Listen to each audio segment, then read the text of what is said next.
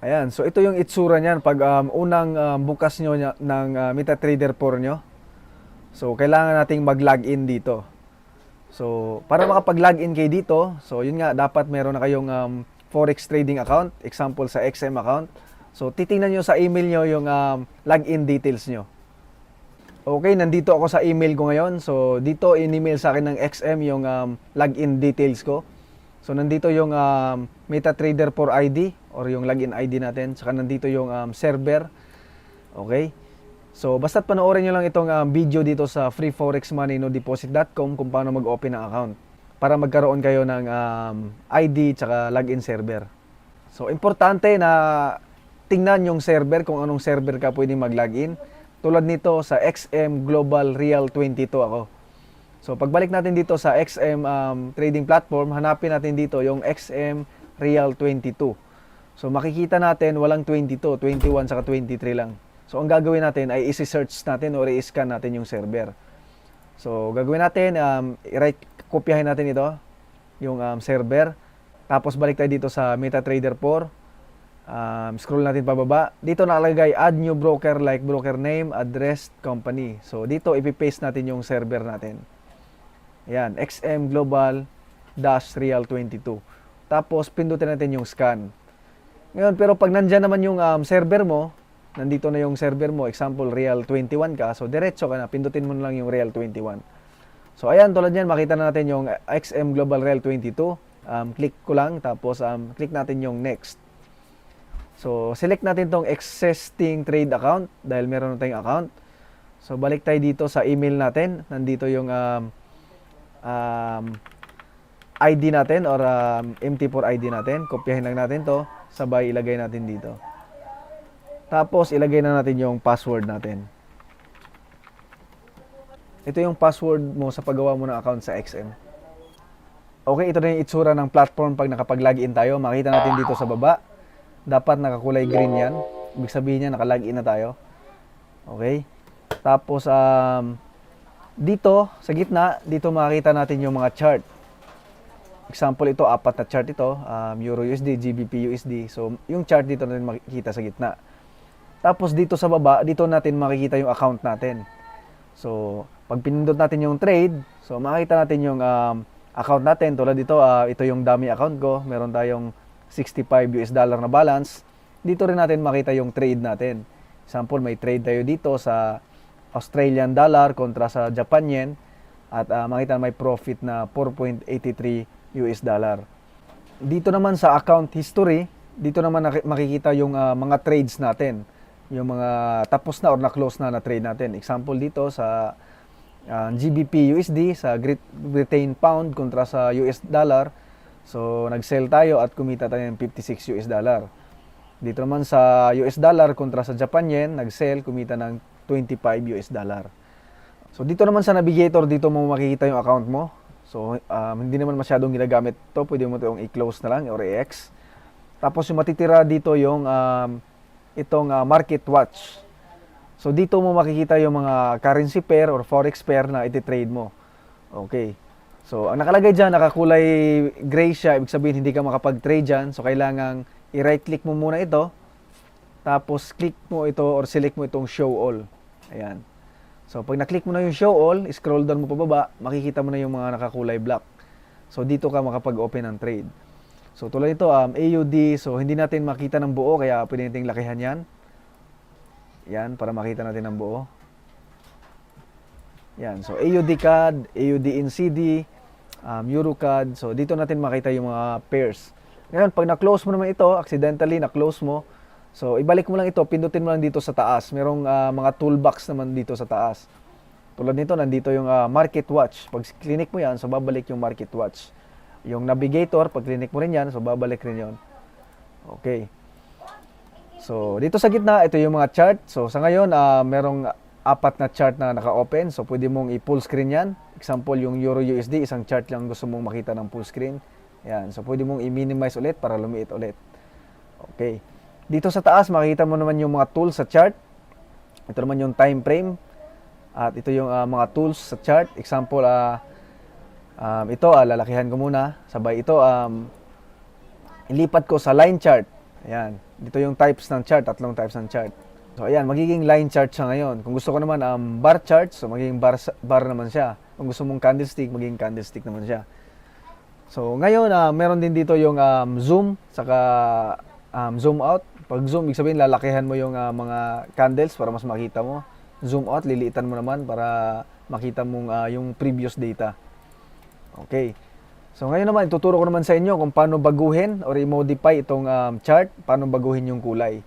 Example, gusto nating kulay, yung kulay green pagtataas, kulay red naman pag bumagsak. So right click lang natin ito. Kung ayaw nyo ng may grid, itong mga guhit na to, right click nyo lang, pindutin nyo yung grid para matanggal yan, para malinis. Okay, so i-modify natin itong chart, palitan natin ng kulay para mas maganda, depende sa inyo. Right click lang natin, tapos properties, sabay i-adjust natin yung settings. Example, gawin natin pag pataas, bar up, kulay lime. Pag bar down, pababa, kulay red. Bull, ibig sabihin bullish, kulay green, lime green. Bear, ibig sabihin bearish, kulay red, pababa. Tapos click lang natin OK. So ayan, makita na natin kulay green pataas, kulay red pababa. So kitang-kita na natin ngayon. Okay, so ilipat mo yan sa bar chart. So ganoon na rin yung itsura niya. So ngayon naman, balik tayo dito sa time frame. Itong time frame naman, example ito, nandito tayo sa hour 4. Ibig sabihin, bawat isang candlestick, ayan, ay 4 na oras na galaw yan. So malaki man, so dito, malaking candlestick, 4 na oras na galaw yan. Ito, maliit na candlestick, so 4 na oras na galaw din yan. So sa market kasi, merong mabilis na galaw, merong mabagal na galaw. Kung ilipat naman natin sa M5, ibig sabihin, bawat isang candle ay 5 minutong galaw yan. So ito, nakaraang 5 minuto, ito naman 5 minuto. So after 5 minutes, mag-open ulit yan ng bagong candle. So ito rin yung mga tools na ginagamit natin, kadalasan ginagamit natin dito sa Forex. Itong arrow, default ito para magalaw-galaw mo yung chart, matingnan mo yung previous data. So pag binalik mo kasi yan, automatic nabalik yan dito sa simula. Kaya i-click mo itong play arrow na to. Kaya i-click mo itong play button na to, i-off mo para pag i-scroll mo pa atras, hindi siya babalik sa unahan. Kasi pag click mo yan, so automatic siyang babalik dito. Okay. So ngayon, pag magsusukat ka naman ng pips, halimbawa, dito, mula dito, susukatin mo ngayon. Lipat natin sa hour 1. Ayan. So example, mula dito, susukatin mo kung ilang pips hanggang dito. So kung ano yung pips, panoorin nyo sa module 1, pinapaliwanag natin doon kung ano yung pips. Napaka-importante niyan para maintindihan nyo kasi sa pips tayo nagbibilang ng kita natin. Click natin itong crosshair dito sa tools. Ayan. Tapos, tapat lang natin kung saan mo gustong magsimulang magsukat. Example, mula dito, gusto mong sukatin hanggang dito sa baba. So, click mo lang, hold, wag mong bitawan. Tapos, galawin yung mouse mo hanggang saan mo gustong sukatin. Example, hanggang dito. So, makita natin dyan yung mga numbers na nakalagay. Ayan. 9, 290, tapos 82.973. So, ang titingnan mo dyan, yung pips, alin yung pips dyan, yung nasa gitna, yung 290. So, ngayon, ang gagawin mo dyan, lagi mong tatanggalin yung panghuling digit. So, kung 290 yan, tanggalin mo yung 0, so 29. So, ibig sabihin, yun na yung pips. Mula doon sa taas, hanggang dito, so 29 pips yan. So, example naman, sukatin naman natin dito, mula dito hanggang dito sa baba. Kung magkano yung binaba, ilang pips. So, tapit natin dyan, makita natin dyan sa gitna, 926. Ibig sabihin yan, tanggalin mo yung panghuling digit, tanggalin mo yung 6, 92 pips yan. Okay, lipat tayo dito sa NCD CAD. Ayan, so makita natin, ito yung default na template. So ngayon, para hindi na tayo mahirapan mag-customize or mag-settings ng forma ng chart, so balik tayo dito sa na-settings na natin, na template. I-right click lang natin ito, i-save natin yung template, para mabilis na lang i-apply sa ibang chart.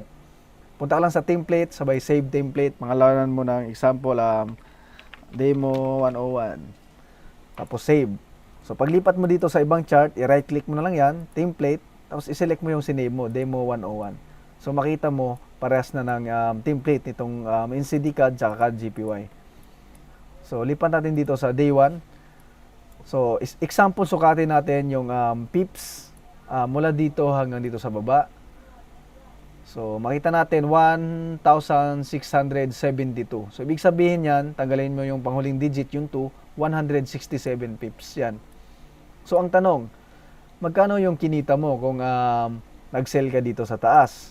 So ito horizontal line, ginagamit ito pantanda. Example, nag-sell ka dyan, dito, sabay bumaba yung market. Magkano yung kinita mo dyan? So nakadepende yan sa lot size mo, kung gaano kalaki yung trade mo. So doon sa module 1, pinaliwanag natin doon yung lot size. Tsaka nakadepende rin yan sa account type mo. Kung standard lot ba yon or micro lot or micro account or standard account. So, panoorin nyo para ma-refresh kayo doon sa module 1. Tapos, ipapaliwanag rin naman natin yan dito sa video na to. Okay, so example, gusto nating mag-buy dito sa NCD CAD. So, paano ba tayo mag-buy dito? So, ito na yung actual trading. Paano mag-buy, paano mag-sell, paano maglagay ng stop loss, paano maglagay ng take profit, pending orders. So, kung ano yung mga yan, kung hindi nyo pa yan naintindihan sa module yan, panoorin nyo. So, wala tayong nakikitang buy, sell button dito sa NCD CAD. Pero dito sa CAD GPY, meron na ditong sell tsaka buy button. Di ba? So, nandito yung sell price, 83.26, buy price, 83.29. Pero dito sa NCD CAD, wala tayong makikita. So, kaya importante dito sa Market Watch, i-right click nyo yan, sabay click nyo yung show all. So, wag nyong i-open yung mga nakakulay gray. Kasi pag in-open mo yan, example, open chart natin, GBP CAD, wala tayong makikitang buy at sell button. Ang i-open natin, itong mga nakakulay black. So, ito, Euro CAD, example yan, chart. So, makita natin yan dito sa taas, Euro CAD, tapos meron dito maliit na button, show trade panel. Pag click natin yan, so makita na natin yung buy at sell button. Okay. So, ito kasi yung kadalasang mga problema ng mga bagong trader dito sa XM. So, ngayon, example, mag-sell tayo ngayon dito sa CAD CHF. Okay, so dito tayo mag-sell. Yung price ngayon, nandito sa 83.27. So, ngayon, ang target natin is dito. So, nilagyan natin ng tanda. 82.97. Ginamit natin itong horizontal line para maglagay ng mga line pang tanda. So, ibig sabihin, magsisell tayo dito. Lagyan ko lang ng arrow, Insert, arrow. Magsisell tayo dito. Tapos, pag bumagsak yung market, kikita tayo. Ito yung take profit natin. Itong line na to. So, yung stop loss natin, lagyan natin example dito. Okay. So, ngayon, magkano yung iti-trade natin? Ilang lots yung ilalagay dito sa lot size para pag bumagsak dito, kikita tayo halimbawa ng $5. So, para makuha natin yung lot size or yung trade size natin, kailangan i-compute yung target mo, kung ilang pips, saka magkano, ilang dollar yung target mo. Punta lang kayo sa browser nyo, i-search nyo yung position size calculator. Tapos, makikita nyo yung unang lalabas yung MyFX Book position size calculator. I-click nyo lang yan. So, dito na tayo magkukompute para hindi na tayo mahirapan mag-math. At mas accurate dito kasi automatic na to. Okay, so ilagay mo lang yung account size. Example, magkano yung balance mo. Balik tayo dito. Example dito, 65. So, ilagay mo lang 65. Tapos dito, risk ratio in percent. So, ilang percent yung i-risk mo sa trade na yan. Example, 1% ba, 2% or 5%. Pero pwede mo rin kwentahin gamit ang pera or pera na yung kwentahan, hindi na percent. So, example, yung trade natin dito, so, ilang lots yung ilalagay natin para kumita tayo ng $5. So, ilagay natin dito. Pindutin natin itong switch to money. Tapos, ilagay natin dyan, $5. So, ibig sabihin, pag bumabaya ng ilang pips, so, ilang pips ba yun? Sinukat natin kanina, 30 pips. Ibig sabihin, pag bumabaya ng 30 pips, kikita tayo ng $5. Diba? Okay, so, currency pair. Anong currency pair ito? So, nakalagay dyan, CAD GPY. Kaya, ilagay rin natin dito, CAD GPY. Tapos, click natin itong calculate. Okay. So, pag-click natin ng calculate, so, lalabas na yun dito yung results. Nandito na yung lots. Okay. Nakuha na natin ngayon yung lots. So, nakalagay dito, 0.18. So, ito ay standard lot ito. Kaya, kung standard yung account mo, ilalagay mo dito ngayon, 0.018.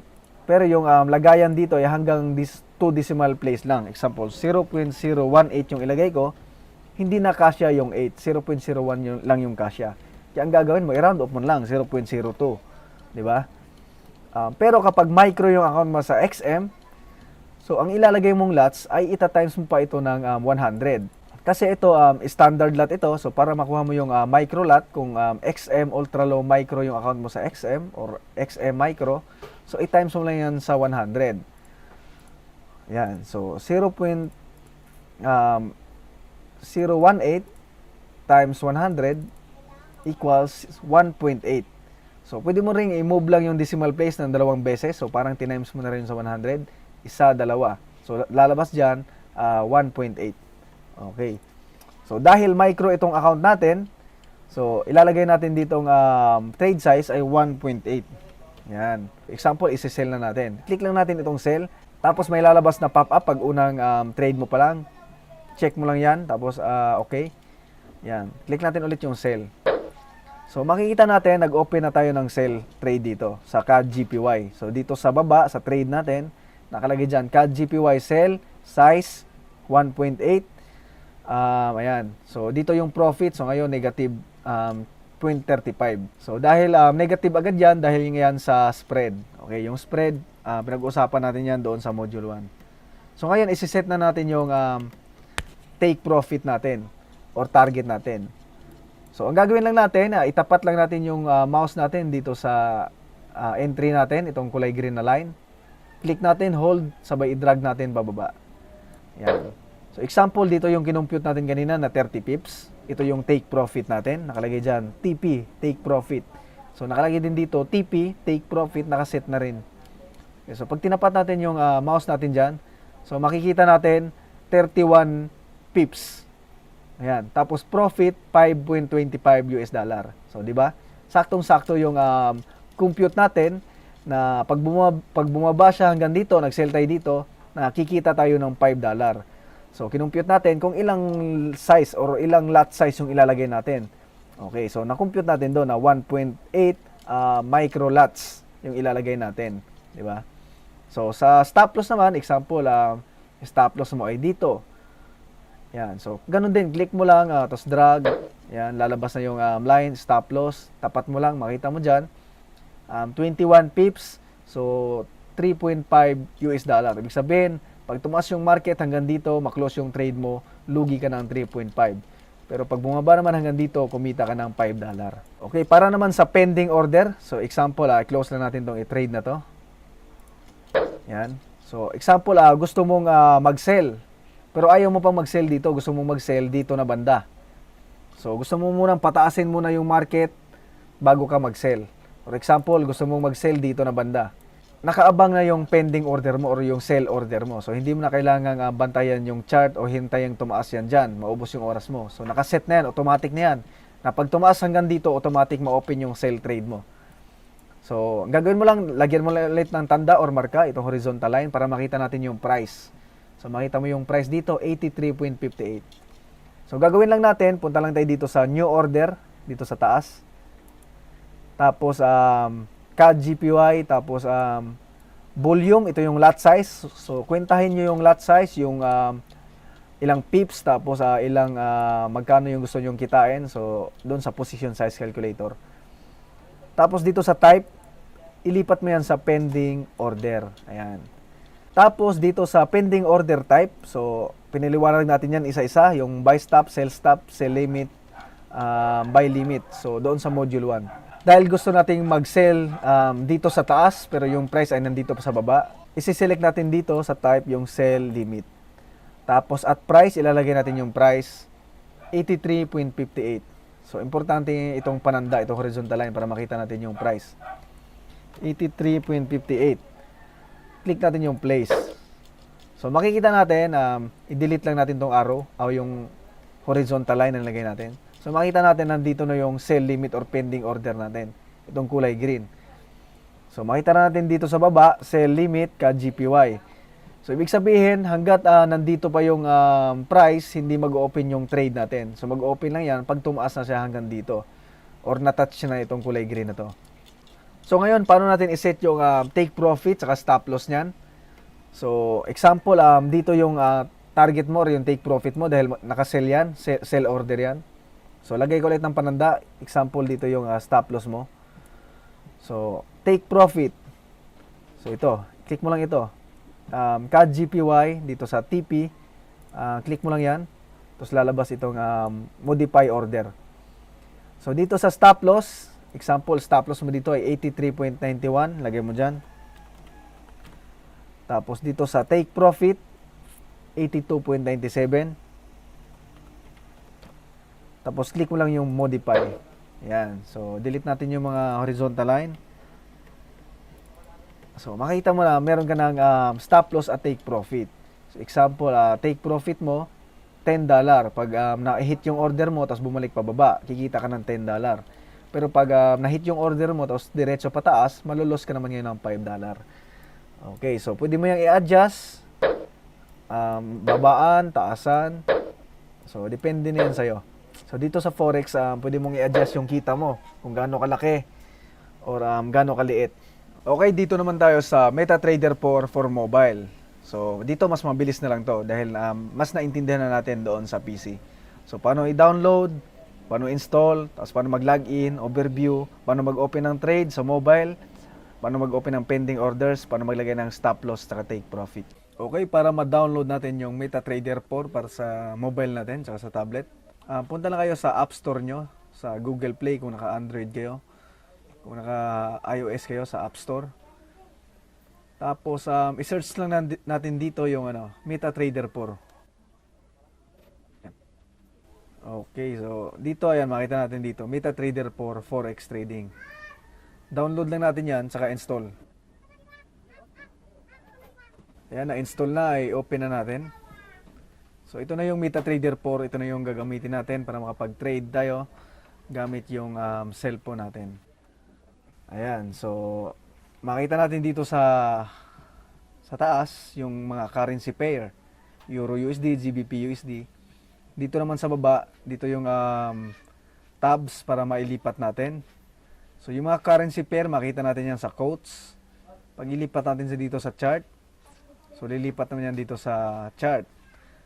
Sa trade, so dito makita natin yung account natin, pati yung trades natin. Tapos history, yung trading history natin. Okay, so paano tayo mag-login dito? I-login yung XM account natin. Punta lang tayo dito sa settings. Yan, settings.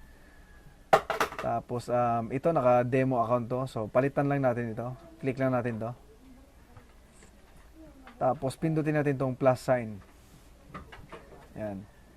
Tapos click natin tong login to an existing account. Okay, so i-search natin yung server, kung anong server ka. Kaya search natin yung XM. So example, naka XM ano tayo. So itong account natin isa yung ilalagay natin. XM Real 39, hanapin natin yung 39. So ito. Lagay mo yung MT4 ID mo, yung nasa email mo. Saka yung password. Okay, tapos click natin sign in.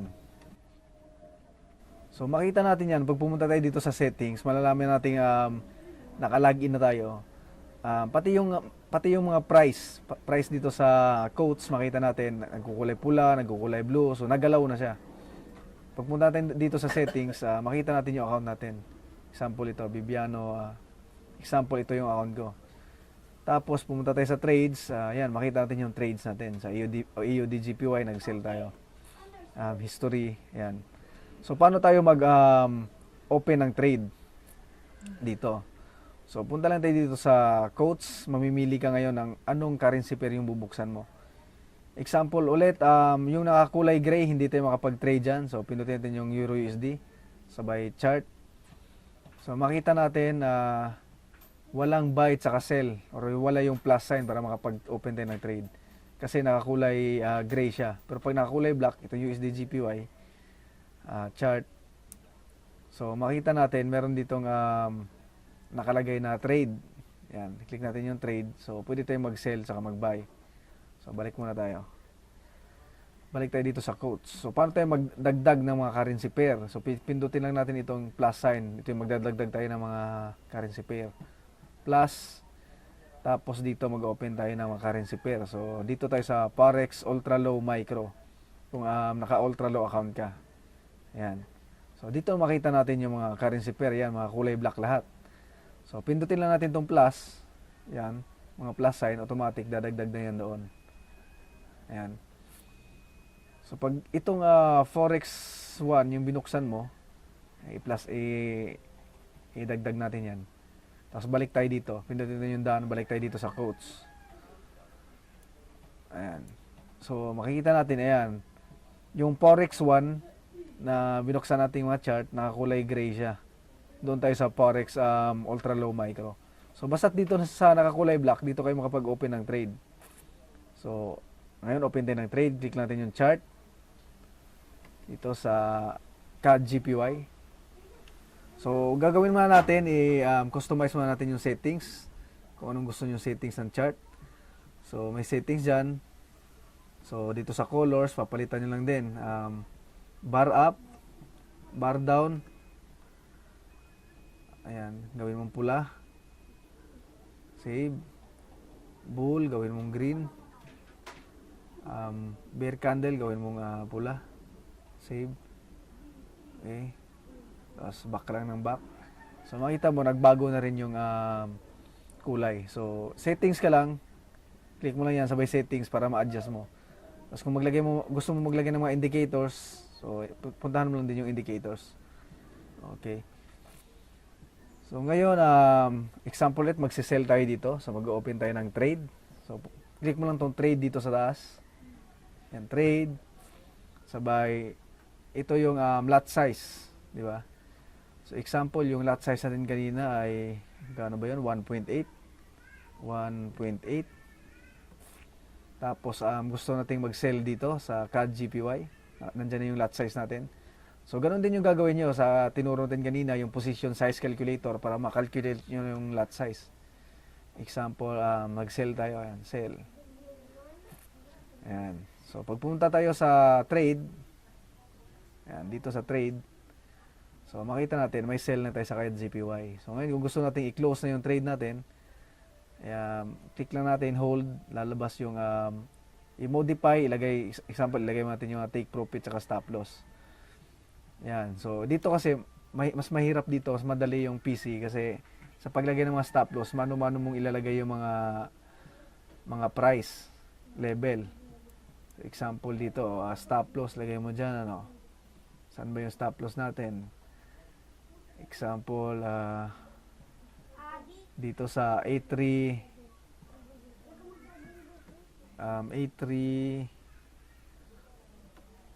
40, ganyan, example. Tapos take profit natin A3 10, ganyan. So modify. Ayan. So pagbalik natin dito sa chart, na-set na yung stop loss saka take profit natin, pero di natin makita dito sa chart. Kaya ang gagawin natin, punta ulit tayo sa settings. Tapos, i-on natin tong trade levels. Back natin, balik tayo. So, ayan, makita na natin dito. Ayan. So, ito yung entry natin. Dito rin nag-sell sa 83.31. So, ito na yung stop loss natin. Tsaka ito na ngayon yung take profit natin. Ngayon, paano naman mag-set ng pending order? So, i-close na natin tong trade natin. CAD GPY. Ayan. So, anytime pwede mo i-close yung trade mo. Tulad doon, na-close natin. Tapos, close natin na negative. Kaya makita mo sa history, negative siya ng 0.27. Okay, pero pag close mo yan, makikita na, positive na. So, may profit ka rin. Depende sa'yo. Example, ito, EOD-GPY. Pag close ko yan, negative ako ng $16. Pero kung kanina ko close yan, positive na ako ng, nag-positive na yung kanina, ng mga $10. Okay, so ngayon is mag-open tayo ng pending order. So example, gusto nating mag-sell, hintayin mo natin tumaas dito muna banda. So click natin tong crosshair dito. So para pangtanda, makita natin yung price. So example, ito yung price, 83.56. So punta tayo dito sa trade. Itong market execution, palitan natin yan ng, dahil magse-sell tayo pag tumaas, so sell limit. Yan. So Ito yung lot size, 1.8. Sa price, set natin yung price natin kung saan tayo mag-sell. Okay? So, 83 point, ano ba yun? 35 yata. So, set natin 83.35. So, mali. Nakalimutan natin. So, balik natin. Yung tanda natin, 83, dito sa 83.65. Okay. 83.65. 83.65. So, ayan, nakalagay na yung place order. So, pwede mong i-place agad yan. Pwede mo rin i-set na rin yung stop loss sa take profit mo. Example, stop loss mo dito ay 83.75. Saka yung take profit mo ay 83.31. Sabay place. So, pagbalik natin dito sa chart, nakaset na agad yung pending order natin. Ito yung pending sell order o sell limit natin. Ito yung stop loss. Ito naman yung take profit. So, pag pumunta tayo dito sa trade, so makita natin yung order natin nakalagay. Orders, CAD, GPY, sell limit. So, maghihintay ang ma-hit yung price na sinet natin bago ma-open yung trade natin. So, anytime, pwede mo rin yung i-close. Pindutin mo lang, hold, tapos delete.